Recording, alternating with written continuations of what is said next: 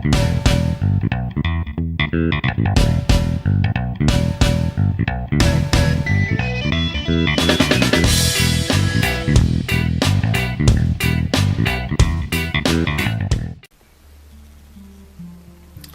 and welcome along to another noob session. Now I know I haven't done a video in a while, but I've been a little bit busy and I've had some things on my plate, so obviously a bit of a work in progress. Here's the high noon now. I've got his weapons complete, his fin funnels complete, the hyper bazooka and the backpack. Last time we looked at him, he was just his body and that was that. So we're still yet to do the shield, which is here, and I'm still going to be doing a quick tutorial about how we can get all this effect just by using this one piece, because there's a lot of stages there we can use and we can show you can have a practice, etc. So then, moving on aside very quickly, what I've been doing.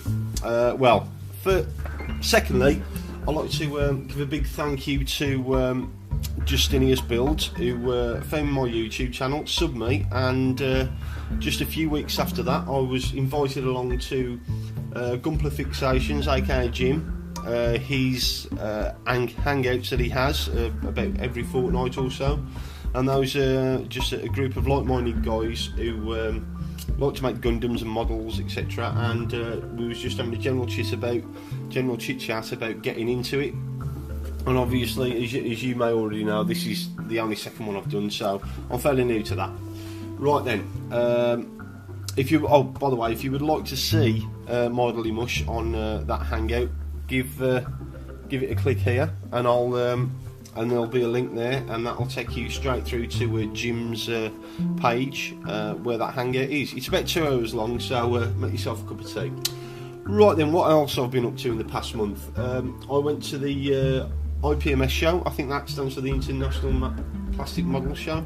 Anyway, it's the largest scale model show now in the world, where there's huge presence of clubs and vendors, and there's a huge competition on there. Some of the stuff that I saw there was absolutely fantastic. There were no Gundam there apart from one that was on a club stand, and there was two, maybe some more. I didn't really have a look around one of the traders there, and there was two boxes. I don't know what type they were, but it was nothing I've seen before, so you know, not disappointed though, not by a long shot, because there were some fantastically skilled guys there who knew what they were doing. Everybody was extremely keen to tell you about how they'd done certain things. You picked up a lot of hints, and it really is a great show to go to. It's my second year I've been, and fortunately for me, it is just a shortish drive up the road. But I did, however, take a friend with me that I haven't seen in 7 years. It was really nice to catch up. He used to live down here, but he moved up north with his family, and yeah, he came down especially to go to the show with me and bring his wife down to say hello. So really nice to see him again, and a big shout out to him. You know who you are. Okay then, what did I buy when I got to the show? Because if you go to a show, you're always going to buy something. So then, as these are like the proverbial rocking horse one, excuse me, I brought some of the Mr. Metal colour. I brought the iron, stainless and dark iron. I have got two more of these, but I'll tell you about that in a bit.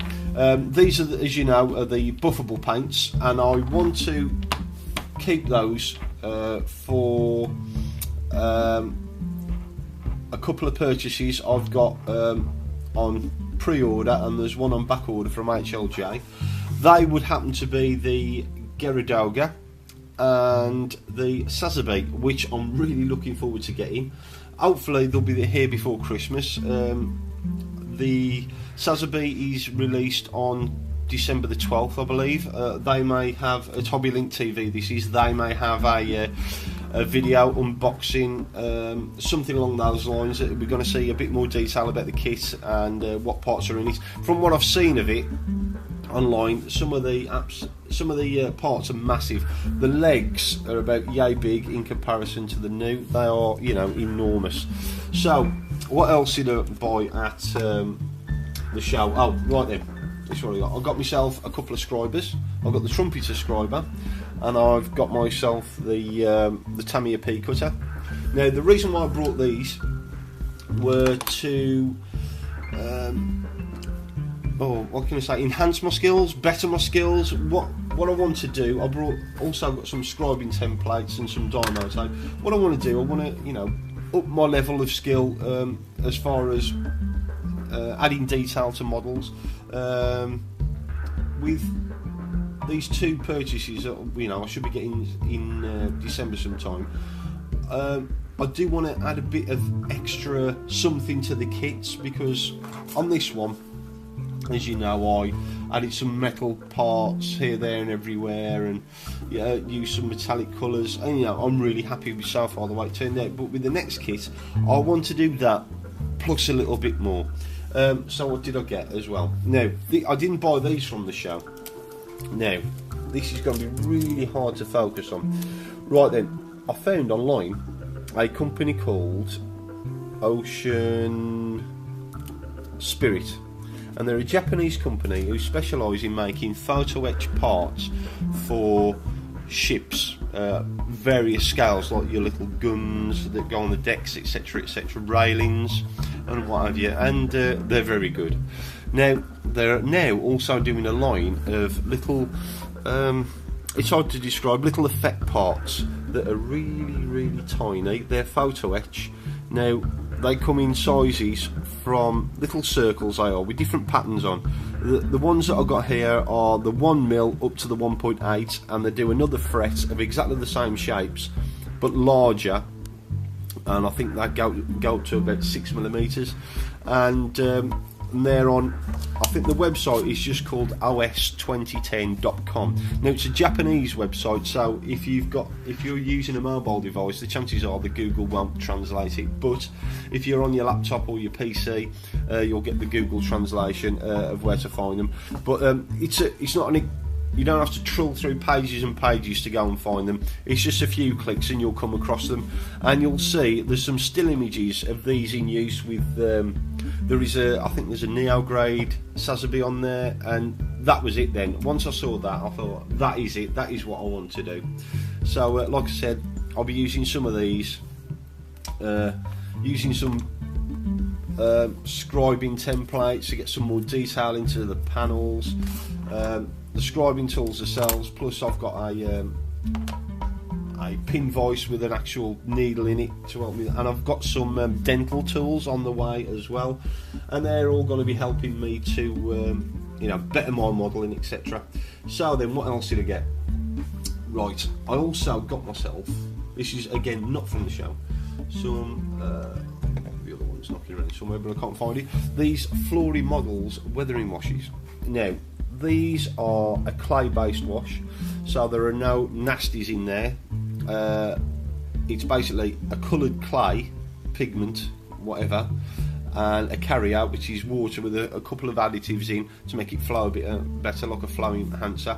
Right, so if you look on the back here at these fin funnels, you can see I used you can see the wash that I used. This is it. What I did, the concrete was too dark and the light was too light, so I mixed them 50-50 to produce a nice grey colour that was in keeping with some of the other wash that I used around the model. And how it works is you put it on through your airbrush, put it straight in the colour cup, spray it on the entire part, let that part dry, and once it's completely dry, all you have to do then is take some kitchen towel, moisten it with some spit from your tongue, and just take it off, and it just leaves it in the recesses. Job done. Nothing could be simpler. It was really well on a gloss surface as well. It worked really well. Then just straight over the top of that, I put some satin varnish, and that's it. That's the effect that you can currently see. Nothing to it at all. Really nice. Really like it. And I've also got the dark dirt one as well. Right then. So that's the things that I brought the past month or so. What else I've been up to? Right then, as I said, I wish to improve my modelling skills.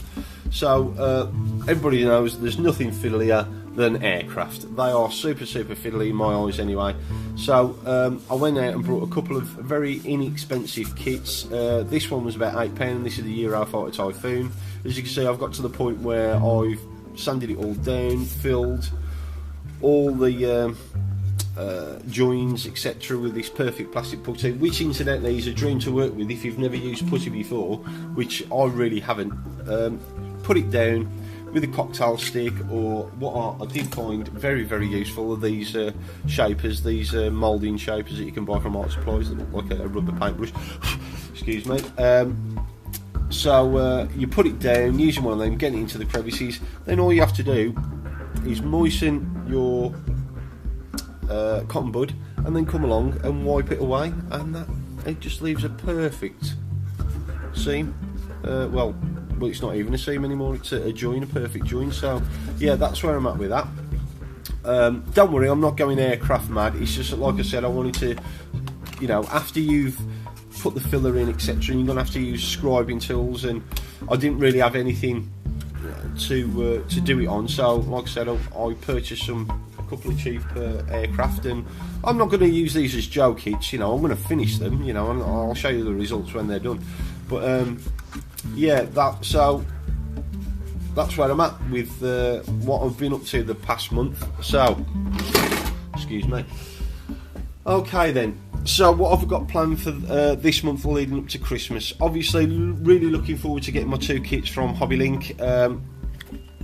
After I've done this video, I'm literally going to start doing the tutorial on the shield for painting techniques etc, and I'm going to get this man finished at last, because I've had him since June and I've been working on him on and off, and I think it's time he was finished, because he is looking good as it is, but he just needs his shield and then he's done.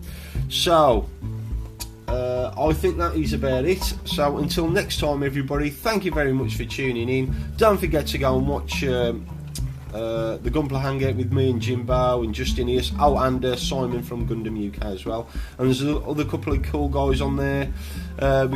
We share some tips and hints, and there's a few backstories etc. So till the next time, thank you very much for watching, and I'll see you very soon.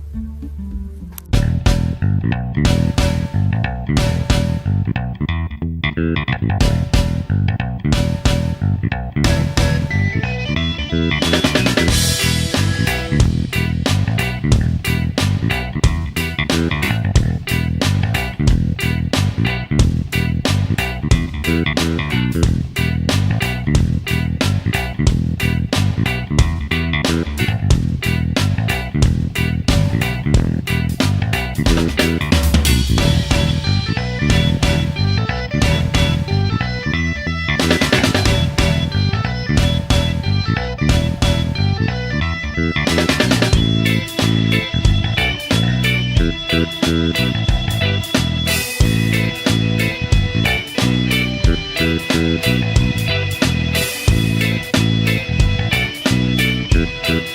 you.